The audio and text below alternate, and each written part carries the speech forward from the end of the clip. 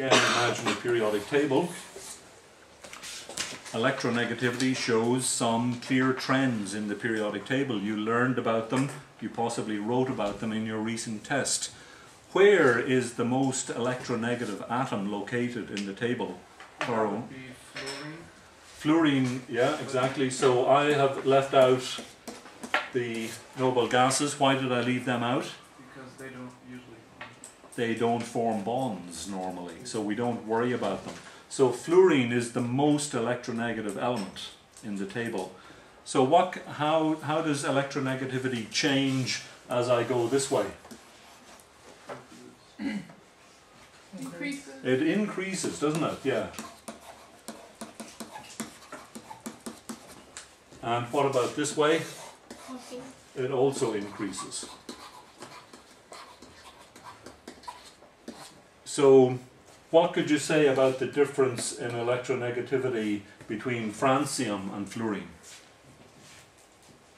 Anybody other than Constantine? Anybody else?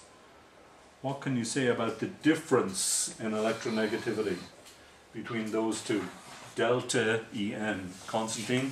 Well, it's going to be very high since fluorine has an electronegativity 4.0 and francium 0.7 around, so the value is going to be 3.3. That's pretty impressive, yeah. So you've, in fact, it's the biggest possible difference, isn't it, in the periodic table between francium and fluorine. So what kind of bonding will I get in? What kind of bonding will I get in francium fluoride? It's got a big difference in electronegativity. A strong ionic bond. Very strong ionic bonding. Very ionic. The most ionic possible, in fact.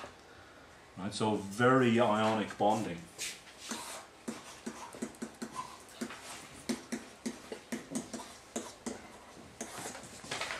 Right, because there is a big difference in electronegativity. So, to see if the difference is big, you do what Constantine did in his head. You look up electronegativity for the two elements and you find the difference. And then you can say something about the kind of bonding.